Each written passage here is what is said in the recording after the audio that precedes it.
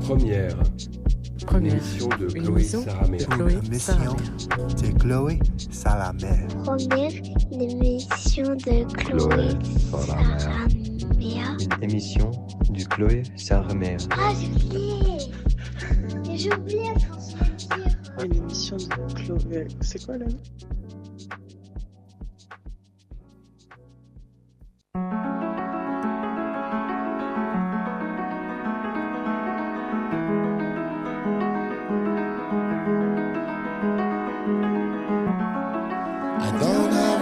To say anymore, I have nothing more to tell you. And how many times have we been to war? There's a little variation there. Nothing more to tell you.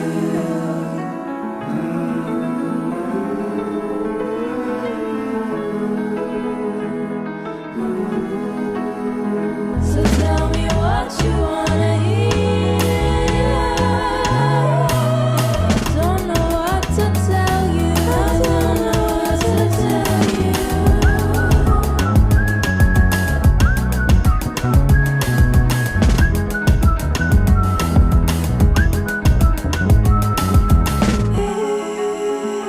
Haven't we been here before? Don't wanna fight anymore. Well, I would say go away, but you've told me that you don't like it when I say that. So now I don't know what to say.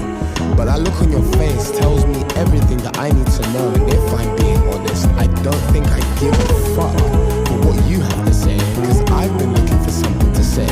So let me get back to you tomorrow, if not today. Is that okay? Okay.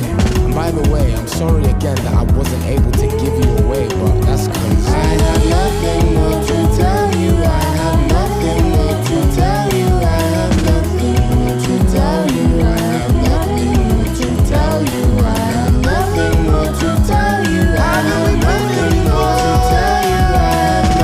I have nothing more to tell you. I have nothing more to tell you. I have nothing more to tell you. I have nothing more to tell you. I have nothing more to tell you. I have nothing more to tell you. I have nothing more to tell you. I have nothing more to tell you. I have nothing more to tell you. I have nothing more to tell you. I don't wanna do this no more. Well, do you want me to show you the door? I don't have much to say anymore. I have nothing more to tell you. And how many times have we been to war? Nothing more to tell you. Dans un monde idéal, les États-Unis seraient gouvernés par un écrivain, Trump n'aurait jamais vu le jour, Elon Musk serait perdu quelque part dans l'espace et Cyril Hanouna passerait ses journées à sauver des gens à l'hôpital public. Dans un monde idéal, la musique mainstream défendrait les valeurs d'union, de paix et d'harmonie. Les labels feraient vraiment attention à leurs artistes et les rappeurs déconstruiraient tous la masculinité et la virilité. Mais bon, ce monde-là n'existe pas et même Kendrick Lamar, l'un des rares qui a su se montrer vulnérable, s'empêtre dans une embrouille qui va bientôt finir devant la justice avec notre cher Drake. Et pourtant, certains rappeurs sont ce qu'ils font et font ce qu'ils disent, des bonnes choses, des belles choses, des trucs doux, comme leur musique. Et c'est comme mon invité d'aujourd'hui. Bonjour Bryan. Bonjour. Comment vas-tu ? Ça va et toi ? Ah, moi ça va bien. Je viens d'arriver à Paris il y a 2h, 3h. Ouais, pour une date ce soir à la demain à la Bellevilloise. Mm-hmm. Cette émission est préenregistrée, je tiens à le préciser. Elle a lieu le 28 février et la date à la Bellevilloise aurait lieu le 1er mars. Le 1er mars, et c'est complet. Ouais. En première partie de... Orianson. Ah oui, la première partie d'Orianson. Ouais. C'est la troisième show. Et... Tu vas nous dire comment ça se passe. C'est trop bien. Je ne sais pas quoi dire sauf c'est trop bien. Alors Bryan Nasty tu es basé à Londres. On te décrit, ton label même te décrit comme un rappeur, producteur, mannequin, illustrateur, photographe, skater et joueur d'échecs amateur. Moi j'ai juste envie de te dire que t'es un jeune homme de ton temps, qui a beaucoup de goût, qui aime explorer et persévérer, d'après mes renseignements. T'es un millennial mélomane, admirateur de Michael Jackson, Madlib, MF Doom et Herbie Hancock. Pardon, j'ai fourché. Et c'est déjà assez pour te présenter. Est-ce que tu es d'accord avec ce que je viens de dire sur la masculinité dans le rap et le fait que... Bien sûr. Que c'est tout à fait marginal de déconstruire la masculinité et que la plupart des rappeurs sont plutôt en train d'exhiber le fait qu'ils sont virils et qu'il y a beaucoup de sexe. Avant que je réponde, je dois dire que mon vocable n'est pas aussi fort en français.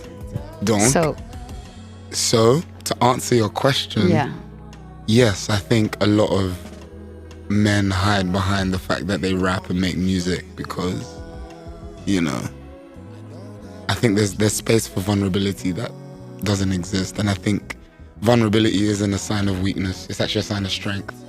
You know, people hide behind the fact that they don't have emotions. That's scary, actually. Like, you need emotions to go through life. So, yeah, I'd say it's a pretty accurate description. Yeah. En 2023, tu disais à Clash Magazine que tu réfléchissais à changer de nom, parce que j'imagine que Bryan Nasty n'est pas ton vrai nom. Non.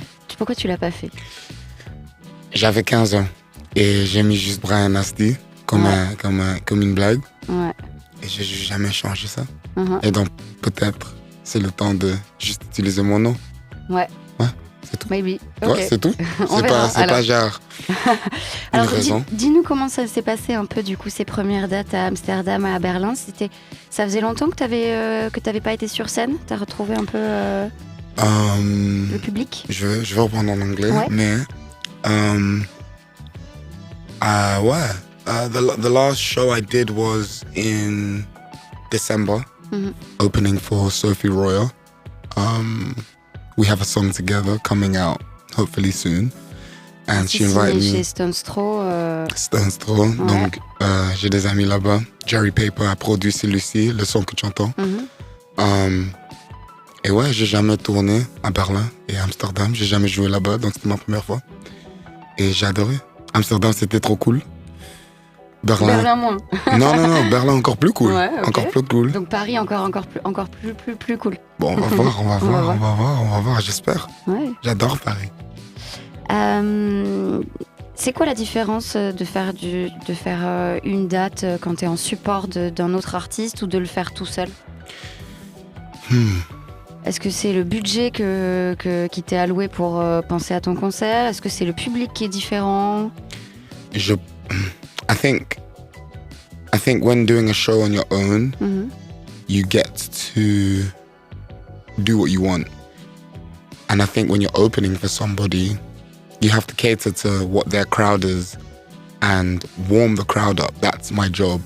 I think you have to leave an impression on the crowd, whether good or bad. There's nothing worse than going to a show and you're like, someone asks you, yo, who was opening for blah, blah, blah? And you're like, oh, I don't know. I don't remember. There's nothing more horrible than that feeling. So I was like, every show I do, I'm going to treat it like it's the last show I'm going to do. I'm going to give everything. I'm going to make sure everyone in the room can hear me, can feel me. I'm making eye contact. I'm being intense because my music is really slow and soft. Yeah. But I like to scream. Both exist. So I do that in shows. And yeah, when I do shows on my own, I try not to do shows on my own. I try and do shows with my band, and when it's my headline, we're still figuring it out. I want to get a bigger band, more people involved. So right now, we're warming up. Alors, tu peux nous parler justement un peu de qui est avec toi sur scène? Il me semble qu'il y a du coup un keyboard, une chanteuse et un violoncelliste, c'est ça? Et c'est toujours les mêmes depuis que tu as commencé? Comment ça a évolué un peu ce setup? Oui, c'est toujours les mêmes. Donc, le gars qui joue le piano pour moi, je suis parti à l'école avec lui. Je le connais depuis que j'ai 12 ans. Ok. Et je vais répondre en anglais. Je suis en train de penser en tous les deux langues en ce moment. We went to school together and we've been making music together since we were 12. And I've always been the kid that's like, yo, I want to go do this, I want to go do that. And he's always been amazing at doing music. So he's played on everything that I've ever released. And then my cellist, I actually had another cellist called Abby Asisa. They're amazing. And the first tour we got invited to go on, they weren't around, they were on holiday. But Hani, a friend of mine who plays violin, was like, oh, I picked up a cello 3 months ago. I was like, cool, you're coming on tour. You're coming with me. He's like, I'm not that good. I'm like, I don't care. You're coming with me. And then Isadora, incredible singer, who's one of my best friends. And we've been spending a lot of time together in the studio. They're actually singing all over my last project. And I was like, yo, girl, you're coming on tour too. Like, we're going to sing our songs to everybody. And they've got music coming out soon that I've been producing, that they've been working on for themselves with other people. And I was like, come have fun. Let's sing our songs to people. And now we're here. Alors, vis-à-vis justement de ton entourage, du coup, tu tournes avec des amis à toi. Par rapport aussi à la composition et à la production des projets en studio, tu as un EP qui est sorti en 2023 où tu as travaillé, je crois, avec ta grande sœur, avec Goya Gombani, qui est sans doute un ami à toi aussi, avec un producteur qui est aussi London-based, avec qui tu as co-composé, qui s'appelle Jacari. Tu as travaillé avec Klein. Qu'on adore, que j'adore ici. Est-ce que, bon, du coup, c'est quand même une liste hyper importante de gens qui sont proches de toi, avec qui tu collabores. Est-ce que c'est vraiment un truc que tu as envie de continuer? Ou est-ce qu'il y a aussi ce truc de, ils sont talentueux, ils sont à côté de moi, du coup, je travaille avec eux. Est-ce que tu penses que, peut-être dans 2-3 albums, tu iras voir le mixeur de Radiohead, la mégastar For me, I think everybody's around, and I think not everybody needs to make music together, but I think because the music that I make allows me to have rappers, but producers and weird experimental artists and classical musicians all involved, because I like to combine all of the things that I like. And the more focused the music becomes, the more I'm just gonna call people to just be like, yo, like, do you want to come play this? This is not your style at all, but I think this will sound cool. And I like to bring people to my world, because I build a world. Every time I make a project or whatever, I build a world and there's no rules. So it's like, yeah, I'm chilling with the rappers, but I'm touring with classical musicians. But yeah, and I'm like, why not mix everything together? Because that's what I am in my head, and, you know, that's what I want my music to represent, you know? And they're all my friends, genuinely, like, friends with the rap. You know what I mean? I'm just friends with musicians from all over. And I'm like, yo, do you want to come do this? And they're like, yeah, let's do it. Alors, on va parler un peu de la composition. Est-ce que tu as pu parfois être influencé par des concerts dans la façon dont tu as fait les projets qui ont suivi? Yeah, actually, yeah. Making Growing Pains was really fun, but... Qui était ton EP avant l'album? Avant l'album, ouais. Sorti en 2023. And Sur Big Dada. Yeah. And learning about doing that and then performing the music, I was like, oh wow, I understand pop music finally. And by that, I mean like how to engage with the crowd based off your music. And so when I was making this, I was having like a manifesto that I was trying to follow so that all of the songs can relate to this rule book. And a couple of them on there are what gets repeated gets remembered. So that's why a lot of the songs are repetitive. One, Here With You, I Have Nothing More to Tell You. They're all very repetitive because these things get stuck. There's a science to making a pop song. And I was really trying to just like focus on that. And like what gets stuck in people's heads, they remember it. Whether they like it or not, they remember it. And that's what I mean by translating that into a show. You might not like what the fuck I'm doing. I'm singing about my teeth. I'm telling you, shut up. I'm telling you this and I'm telling you that. But you remember me. And I think that's step one into like building a fan base, you know, be memorable. And so when designing the rest of the music and just like producing it, I was like, okay, we're going to go really, really simple, but really, really repetitive, but also really, really sweet, you know? And all of the songs are just different versions of that, you know? Comment tu approches la composition? Est-ce que tu te forces à avoir... Enfin, tu te forces. Est-ce que tu te dis, ok, là, je compose, je me mets toute la journée, je fais ça, ou est-ce que c'est spontané?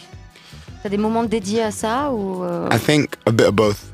Okay. A bit of both. I think I'm definitely spontaneous. I think my best work comes from a moment of like hesitation.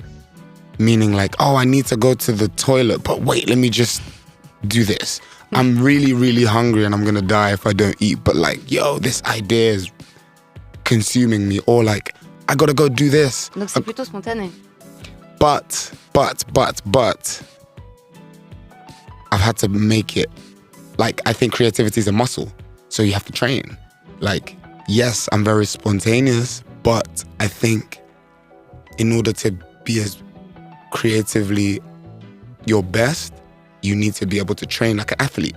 You know, you don't want to go training 4 times a week, but you should to be the best that you can. So even when I'm not feeling inspired and creative, in the last 2 years, I've been like going to the studio when I have nothing to do. And like, I'm like, oh, I really don't want to hear this today, but I'm going to go because it's discipline. It's to be better, you know? And you always start with the lyrics or with the melody? Or it depends? Depends. I think I start with a feeling. Okay. Whatever I think the feeling is. If I'm like, oh, I heard this beat and I'm like, oh yeah, I see where this song is gonna go, whatever, we'll go off lyrics. Sometimes I just write with no sounds in my head and I'm like, oh. And then I'll hear something and I'm like, these sounds relate to what these words are saying, and then you combine them. So I think it's random. It's never the same thing. And you create the beat, or you can also use the piano to compose? So I always have melodies in my head, but this is why it's really cool traveling and performing with my band, because they can play everything that I sing. So I'm you like, create while touring? Yeah, I create while touring, but also just my keyboard player. I'm like, yo, I have this melody. I'm like, da, da, da, da, da. And he sends me something back and I'm like, yes. And then I use it and then I go produce. But I usually am able to get like my ideas 70% of the way. And then I call someone and I'm like, yo, I need help. Can you come help me, please? Tu joues d'un instrument aussi? I grew up playing the drums, but I'm really shit. So I'm not going to say I play drums, but I grew up playing the drums. Donc tu peux faire un beat. Yeah, I can hold a beat. I can hold a beat. This year, my goal is to learn the piano. I can play some songs on the piano and whatnot, but I'm not a pianist because I'm around real musicians. So I think it's insulting when I'm like, yeah, I can play. And then I'm like, shit. I'm like, oh, it's terrible. But I think my taste gets me where I need to be. Because you have some people with taste, with no talent, but they know how to bring things together. But you also have people with talent, with no taste. Yeah. They can play everything by ear, but it's like everything you're playing me is really boring, and I hate it. C'est ce que je disais au début. Yeah, que tu avais l'air d'avoir beaucoup de goût. Et aussi les relations. Et aussi le fait de savoir bien s'entourer. Yeah. And understanding what makes sense for you and who you are, because you can get all of the best musicians in the room, but if everyone has no taste and has no direction for what needs to be made, you're not going to leave with much, you know? On va écouter un autre morceau et puis on revient tout de suite sur Rinse. M'appartient. Si moi-même je ne prends pas conscience de ma vie, je crois que je vais rester dans cette situation de début. Donc je dois sortir de là. Mais pour sortir de là, il faut que je prouve à mon père que j'étais plus que capable de ça. Et il n'a même pas remarqué que j'étais plus que capable de ça dans tout ça. Il a juste apprécié mes résultats, mais sans savoir qu'est-ce qu'il y avait derrière tous ces résultats. Vous voyez la frustration? Ça reste. Et même si les années passent, ça reste. Vous comprenez pourquoi j'ai cette philosophie dans ma tête? Ça reste. Je n'ai jamais écouté mes enfants. Et moi j'ai souffert de ça quand mes parents ne m'écoutaient pas. J'ai souffert de ça. Ça a même changé ma vie. Parce que mes parents ne m'écoutaient pas. J'ai donné un exemple banal. Moi j'ai relevé une classe. C'est pas parce que j'étais la moins intelligente de la classe, au contraire. Je suis tombé malade, j'ai fait c'est une maladie, la variole, comme on donne le vaccin. Je suis resté plusieurs jours, plusieurs mois parce que j'ai eu des complications à la maison. J'étais frustré comme vous n'avez pas idée. Vous savez ce que j'ai fait? À l'époque, j'avais 14 ans. J'ai quitté cette école-là sans l'aide de mes parents. Je suis allée m'inscrire à une autre école qui pouvait m'accepter, passer des classes avec les notes que j'avais. Sachant que si mon père apprend ça, elle va me tuer. Vous, on ne vous bat pas. Moi, je suis celle qu'on a battu le plus à la maison. Parce que je me révoltais. On battait même les autres parce qu'ils ne m'ont pas bien surveillé. Ça, la réalité de la vie. Vous ne voyez plus votre papa, est-ce que votre vie s'est arrêtée? Parce que vous ne le voyez pas de vous. Maintenant que vous ne le voyez pas, allez tous dans le cercueil. Je voulais dire la vie que je... On vient d'écouter Willing and Able, un titre sorti sur ton dernier EP, sorti en 2023. Alors, tu peux nous dire qui on entend? Ouais, c'est ma tante. C'est ma tante qui est en train de me parler. Qui est en train de parler en français, du coup, parce que tu es basé à Londres, mais tu parles couramment français. Est-ce que tu peux nous expliquer pourquoi? Oui, je parle français parce que je suis congolais. Donc, les Congolais parlent français. Et pour moi, c'est pas quelque chose de spécial. C'est juste que je parle français, c'est tout. Ouais. J'ai grandi à parler français avec toute ma famille. Ouais, c'est tout. Et t'avais envie d'avoir qu'il y ait un peu de... Pourquoi t'avais envie qu'on entende un peu ta famille et ta tante dans cette EP? Que ce soit en français, ou peut-être que tu l'as pas réfléchi comme ça, mais... Je pense que l'EP, c'était juste pour commencer à comprendre, quand tu deviens adulte, d'où tu viens. Ouais. Et donc, je viens de Londres, je suis congolais, j'ai de la famille en Belgique et ça, et j'ai juste pris du temps pour juste parler avec toutes mes tantes et mes oncles et leurs histoires. Ouais. Donc moi, j'ai mon histoire à moi, je suis musicien, blablabla, mais moi je te connais que à ma tante, c'est juste ma tante. Je connais pas ce que tu aimes, c'est que toi tu faisais quand toi tu étais mon âge, blablabla, et donc, et ma mère aussi, on avait parlé à propos de ça, on avait parlé pendant Covid, ensemble beaucoup à propos de ça. Je voulais juste apprendre à propos d'eux, c'est tout. Ouais. C'était un EP qui était un peu personnel aussi. Ouais. C'était une façon de te raconter aussi et de raconter comment t'as des origines qui sont différentes, des influences qui sont différentes. Ouais, c'est ça. Et donc moi, grandir, j'étais petit, j'avais pas vraiment trop de photos de moi de bébé. Ouais. Et donc en parlant à ma famille, j'ai trouvé plus et en plus, et j'ai juste commencé à utiliser ça parce que tout a l'air beautiful dans une photo, mais c'est pas toujours comme ça. Et donc, c'est pourquoi je voulais juste utiliser ça, cette phrase-là pour le projet en entier. Ouais. Alors, le projet qui est sorti après, l'album Anything But Here With You. Anywhere but here with you. Yeah. Il paraît qu'il sera en 2 parties. Ouais. C'est vrai ce truc? Oui, apparemment. Donc ça va bien sortir. Il y a quelque chose qui va bientôt sortir. There's more films that we're making, and there's more music that we're making, and there's more music that we're making for sure.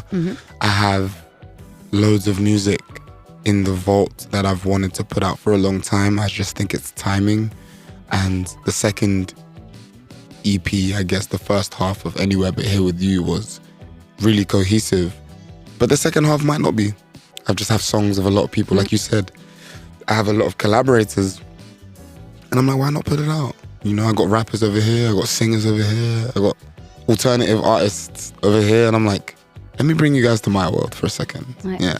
Alors, tu as beaucoup de collaborateurs, mais toi-même, il y a beaucoup de choses que tu fais. Yeah.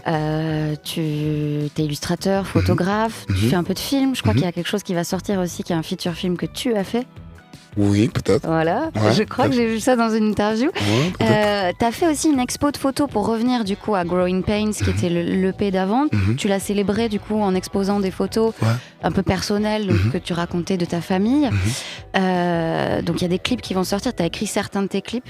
T'es mentionné comme co-writer. T'as réalisé un mini-documentaire que je vous invite à aller voir sur YouTube sur ta dernière tournée. Quelle place prend le visuel dans ton travail d'artiste? Est-ce qu'il y a des trucs que tu peux exprimer à travers l'image que tu pourrais pas exprimer en chanson? I think everything revolves around each other. So when you watch something, you hear something, and when you hear something, you see something. Not everybody sees something when they hear something, but I do. So I just work like that. So if I like something that I hear, I usually see something and I imagine things.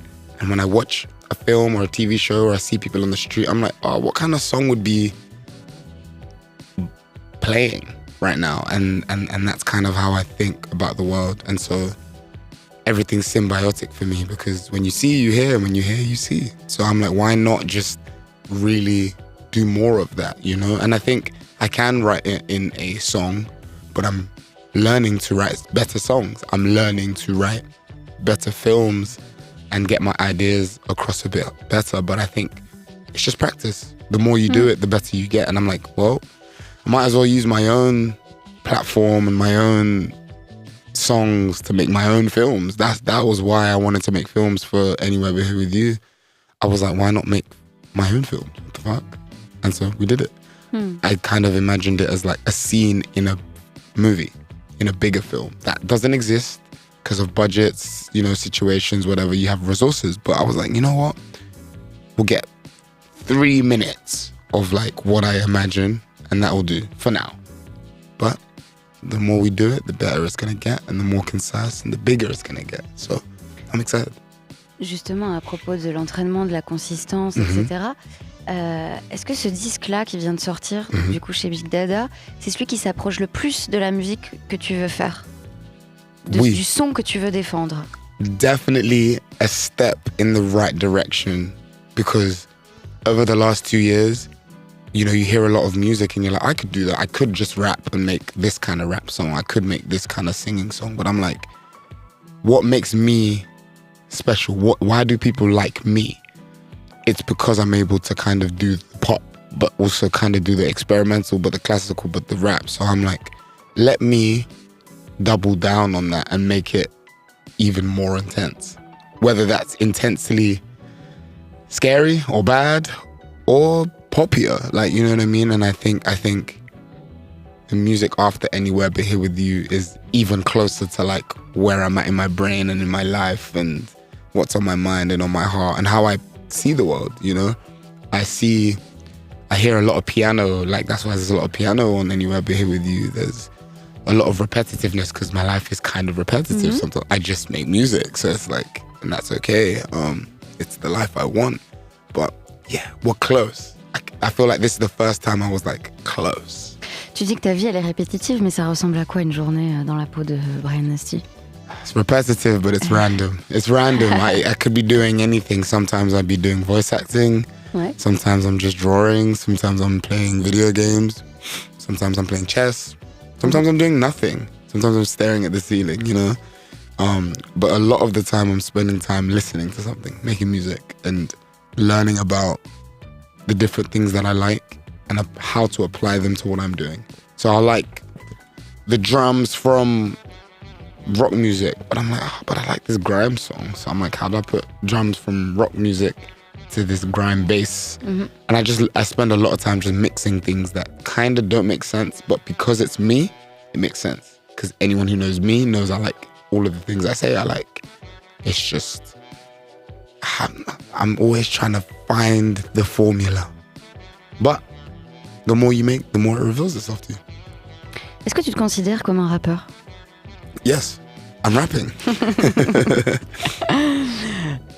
Qu'est-ce que tu préfères faire? Écrire, être au studio, freestyler, performer? Où est-ce que tu te sens le mieux?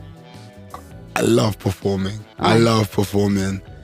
I also love writing and making a song.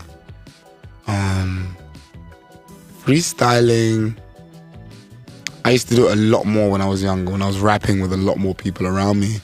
Now my music is a lot more insular, so I don't freestyle as much, but I think performing is where I'm like learning to translate my music the best, for sure.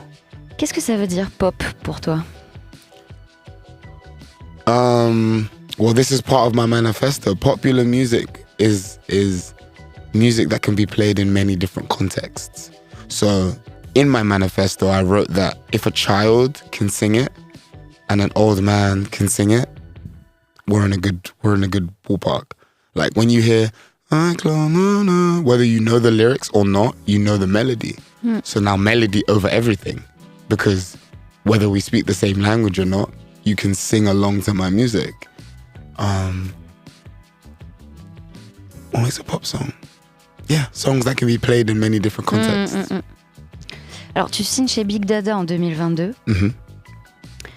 Comment ça se fait, cette signature-là? C'est eux qui viennent te voir? C'est toi qui cherches un label? A bit of both. My manager at the time was just showing people my music. Like, obviously, he's like... Comme un manager. Yeah, you know, as they do. Ouais. And they were like, yo, like, we've been fans of Bryan for years. And, like, what's his situation? And I didn't have one at the time. But I was still making music. And they were like, would you be interested in doing a deal and actually committing to doing it? And I'm like, yes, I would. And so I signed the deal. And I was like, you know, it's important to me that, like, a lot of women work there. It's all people of color, you know. So I think that the approach to what I'm trying to do, because my music is alternative and they are an alternative label. Yeah. I'm also the first of my kind on that label, so I was interested in seeing how that would go. Of like, I'm the first rapper that kind of makes pop music, kind of does band stuff, and British, you know, so... Parce que c'est un label américain. Yeah. Qui fait partie d'un groupe où figurent Brainfeeder et aussi Ninja Tune. Donc des beaux labels de Flying Lotus. Yaya Bay est signé sur Big Dada pour les auditeurs. Et puis Ninja Tune, plein de gens. Metronomy, Nilafayanya, there's Brainfeeder, there's Thundercat, put out Drunk Through It, Nabi Iqbal, qu'on va recevoir ici. You feel me? There's so many big alternative artists that I want to follow in the footsteps of. Not to be like them, but to carve out my own thing. And all of those artists have done that. Ça a changé quelque chose pour toi concrètement de signer? Peut-être dans les moyens que tu as eu pour faire ta musique, la confiance en toi que ça t'a donné, les relations que ça a ouvert, ou c'est toujours pareil, tu fais ton truc A bit of both. A bit of both. I think I'm outside. Ouais. You know, I think especially where the music industry is now, you can't program things without actual real life belief. You can put me in a session with everyone, but not everyone would want to be in a session with me. Like, the reason I'm friends with all these collaborators is because I'm outside. I meet a lot of people. I go to a lot of shows. I spent a lot of time with a lot of people doing random different things. Whether, like, I've got friends that I've been musicians with for years and we've never made music, but we're just friends, you know, in different cities or whatever. And I think it's cool to be able to be put on a radar and affiliated with artists that are similar to me in the sense that they create their own world. So that was like a big plus for me. But I think it's mostly the same. I'm pretty stubborn. I'm like, yo, I'm going to do it like this. And they're like, really? I'm like, yes. It's going to be like this. I'm going to do like this. I'm going to do like that. I'm like that before. I'm even worse now. Because I know who I am even more so now. So I'm like even more stubborn. I'm like, no. I trust me. You don't trust me, but I trust me. So we're going to do that. Donc tu penses que ça a quand même encore son utilité de travailler avec un label à l'heure où aujourd'hui la majorité des artistes sont indépendants, font les choses en DIY, sortent leur musique?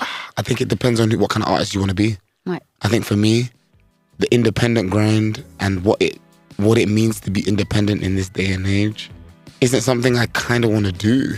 I'm not gonna lie to everybody and be like, yo, being independent is great. You have to be able to do everything, to be like I can visuals, do everything, and I do everything. But everything I think right now revolves around hype when you're independent. And my music doesn't revolve around hype.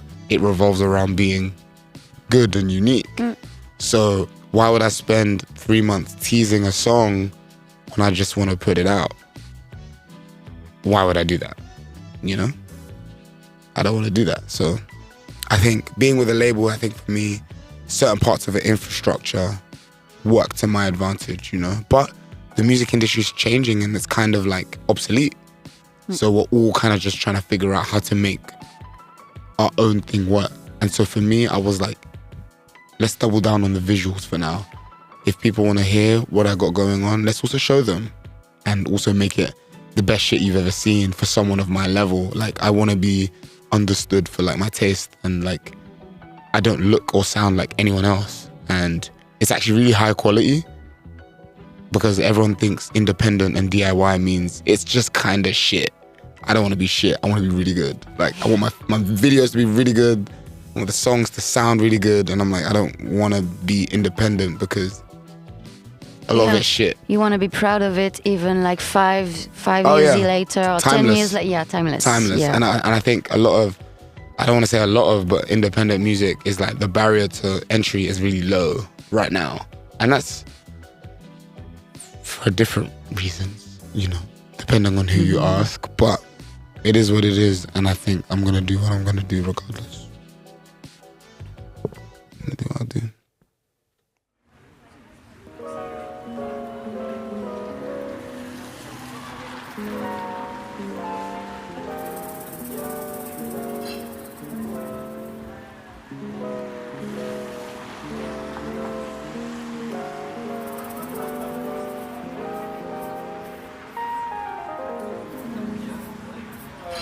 Thank you for tuning in to La Blogatech. My name is Mac. On the keys today we have Mr. Alec Mean. On the bass guitar, Mr. Pedro Martin. And on the bongos and shaker, all the way from Englewood, New Jersey, Mr. Daryl Johns. We're here in Paris, in the beautiful cafe, living the beautiful life, drinking the beautiful coffee, and we had the beautiful chicken. Now we're gonna play you the beautiful music. Okay, which one should we do first? The truth. Okay.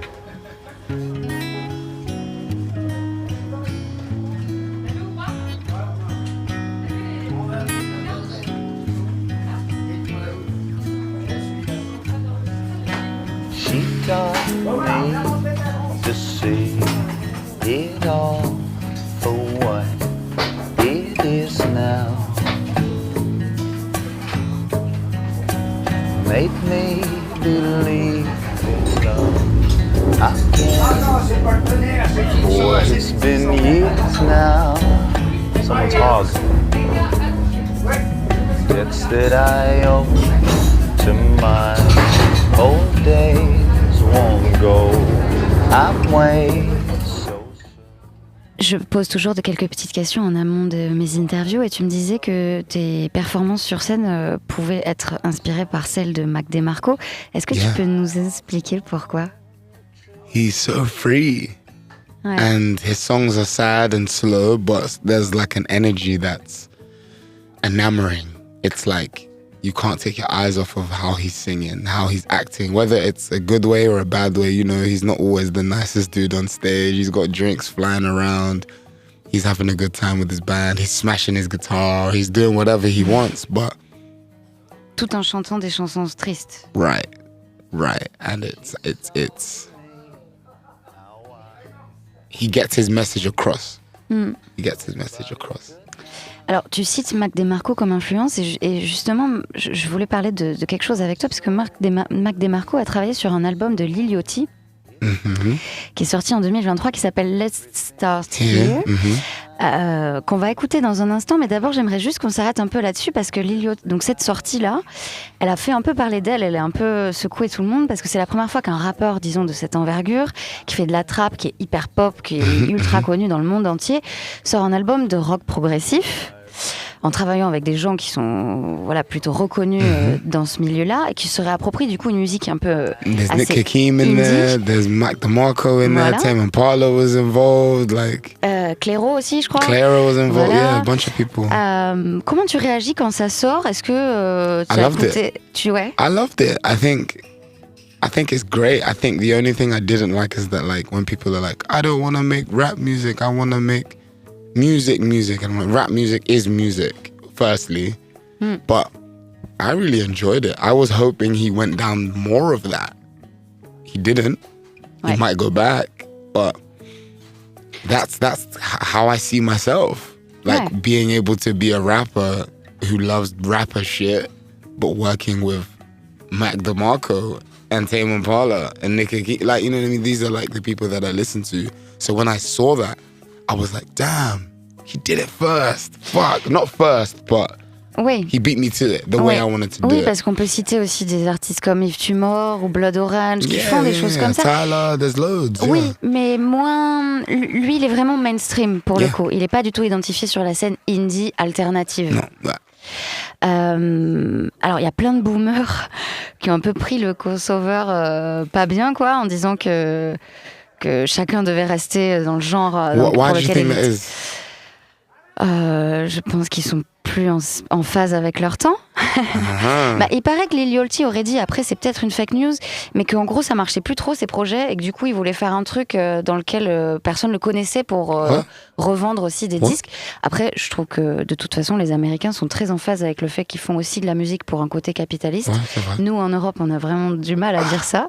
Ça me donne mal à la tête. Voilà, mais eux ils l'assument complètement. Si on regarde l'équivalent même des télé-réalités, je sais pas comment ça s'appelle chez eux, où ils doivent trouver la nouvelle star du rap ou sur Netflix là, ils disent clairement que c'est pour le business et puis voilà, qu'ils veulent vendre des milliers de disques.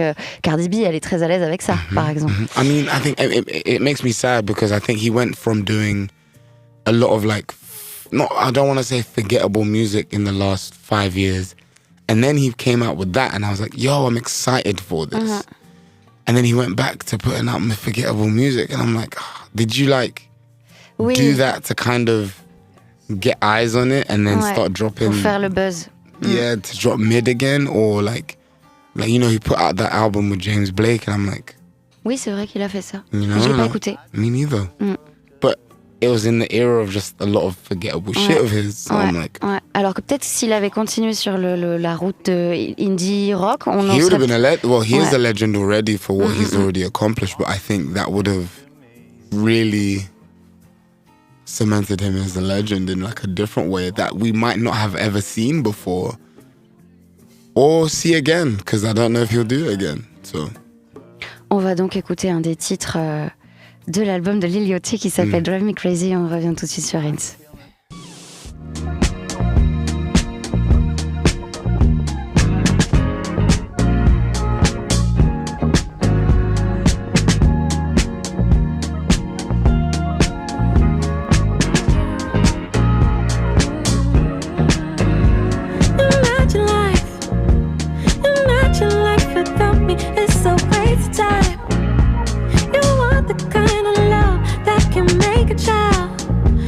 Just anybody.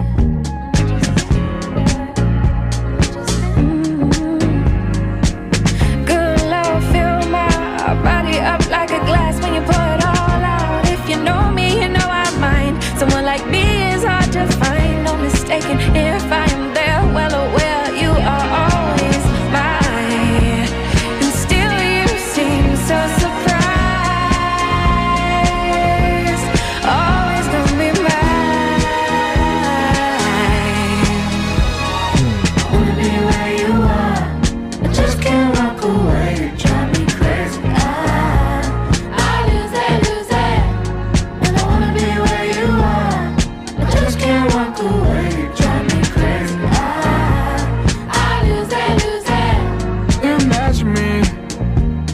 Circling through life without a piece of you.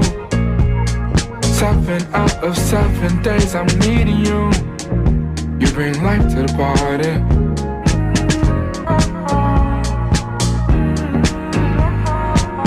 Good love feels like butterflies suffocating your insides. It's a late night, you know I'll try. I cannot picture when you ride. I'm mistaken thinking you were taking, knowing that you were always mine. And still I feel so surprised. You're always gonna be mine.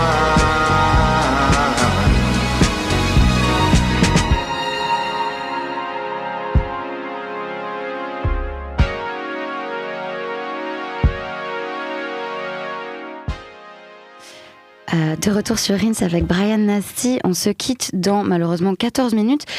Bryan, on était en train d'écouter ce merveilleux track de Lil Yachty que tu disais que tu aimais beaucoup. Et est-ce que tu peux nous redire à nos auditeurs pourquoi du coup c'était un peu... Tu t'expliquais que c'était vraiment la recette de la bonne chanson pop parce qu'elle peut plaire à tout le monde finalement. Un bébé peut l'écouter, un grand-père. I mean, that's kind of like my definition of pop music. Something you can play in so many different kind of places. Like you can play that at a party, you can play that at a wedding, you can play that in a cafe, you can play that to your kid, you can play that to your mom who don't give a fuck about no music, no art, no nothing, but they could be like, oh, that's cool. That's the formula for like a good and decent pop song. Because I guarantee you the music that will come across people that don't really like music like that will be a pop song because they can hear it everywhere. So Lil Yachty did it and it's great. I loved it. On va réécouter ce projet. J'avance un peu, t'as dit I have to figure out a way to be consistently sharing something new from something that already exists. Est-ce que tu as trouvé la bonne façon de le faire? Est-ce que ça veut dire qu'il faut se sampler soi-même? Est-ce que ça veut dire qu'il faut sortir des albums live? Est-ce que on est dans un truc d'arrêter la surproduction de trucs nouveaux? Everything you just said, yes. Because remix aussi. Remixes, because I think, songs can live forever if they're made well. And someone might love a certain version of something you've already done. And I think an old idea can come back. You might have an idea but not be ready to do it. And I've had a lot of that in my own music where like I've written a song 3 years ago, but I'm like, I'm only understanding how to finish it and put it out now. But I had the idea 3 years ago, you know what I mean? So I think I don't want to be too precious with my ideas and keep them in the vault forever, but I think if you make something actually worthwhile, it can actually be continuously promoted in a way that's new and interesting every single time. Like if I were to put out a new film for Anywhere But Here With You, it just further pushes my agenda. And if I believe in my agenda, I'm like, why wouldn't I want to do that, But that's not the times we live in because everyone is forgetful and there's a lot going on and you hear and feel and it's just always a lot. Ouais. So I understand. Mais du coup, ça me fait penser à la chose suivante, c'est que finalement, il y a quand même deux temporalités. Celle des choses physiques, donc où tu dis que les gens ils oublient, que voilà, les choses peuvent se périmer, disons, c'est horrible, mais voilà.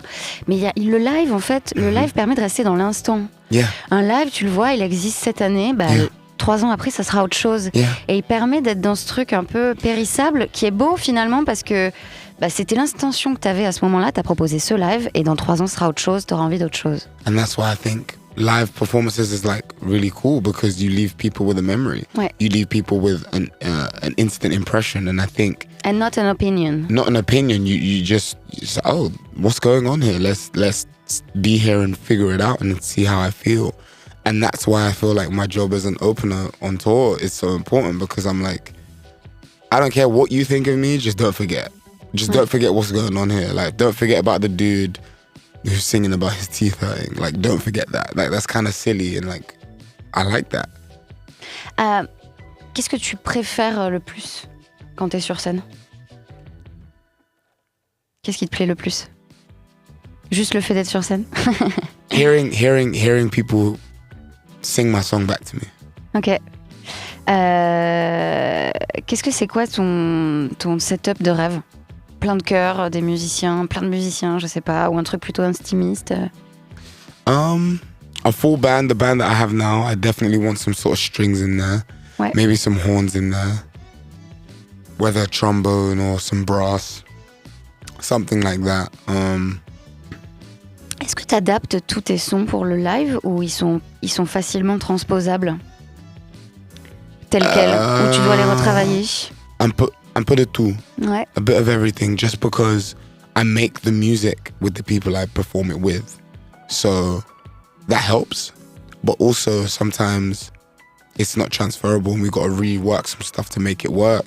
Donc il y a des morceaux que tu fais pas sur scène parce qu'ils sont trop galères à... Yeah, there's some songs that like Here With You doesn't sound good if those drums aren't hitting. You know what I mean? Like, okay. And you can have the track, ouais. but then the band. You know what I mean? So I'm like, I'm still trying to figure out how to kind of balance all of the things that I love, which is everything sounding big and dramatic, but soft. So I'm like, damn, how do we do that? Puis il y a une réalité économique aussi de ce qui est, Yeah, it's hard to travel with like 5 people. Ce qu'on peut vraiment faire et ce qui est possible de faire ou pas. Est-ce qu'il y a un son que tu joues tout le temps et un son qui suscite le plus de réactions dans le public? Teething. Ok, on va l'écouter. Teething.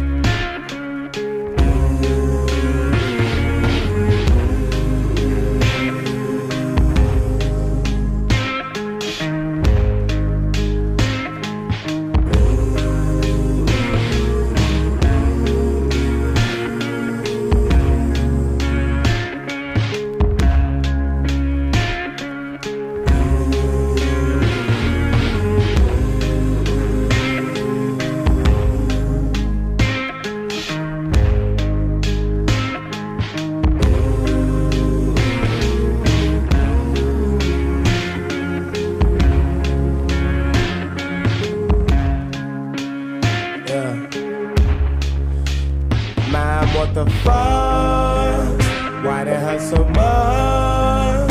Get me the fuck out of here. All of a sudden it's so loud in here. It only makes it worse. Yes, it fucking hurts. It's probably not deserved. Popping pills for the pain, love. Now I should probably go. I need to be alone. I should be at home. So dramatic, yeah, I know. My teeth hurt. My teeth hurt. My teeth hurt. My teeth hurt.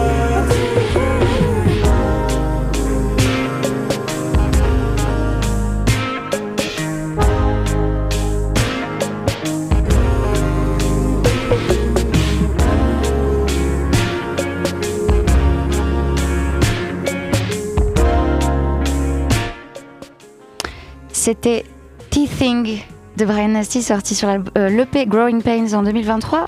Pourquoi du coup ce track met le feu à l'audience? Because I'm really dramatic when I perform it, and I treat it like it's like the end of the world, and then I say what I'm saying, and you're listening, and you're like, why is this guy singing about his teeth? Okay. And everyone's kind of like, I understand what's going on, but like, you made a whole song about it, like, and they're like, yeah, I made a whole song about it. I say it in the song, I'm being fucking dramatic on purpose. Et ça marche. Yeah. And I like to be funny about it, because I'm always saying like, okay guys, I'm going to be really personal and tell you guys a really big secret, and then it's something really silly. And like, it disarms it, it makes it softer, it makes it like, oh, this guy's just joking. Oh no, I'm serious, it hurts, but like, it's not that deep, it's not that serious, you know? Je vais être rapide pour pouvoir poser toutes les dernières questions qui me restent à te poser.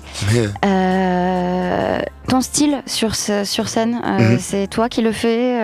Est-ce que c'est important pour toi ou pas? Est-ce que tu fais très attention à la façon dont tu t'habilles? Of course, I love everything to do with stage performances. What? Okay. Drama. Ça fait partie, ouais. Drama. Colors.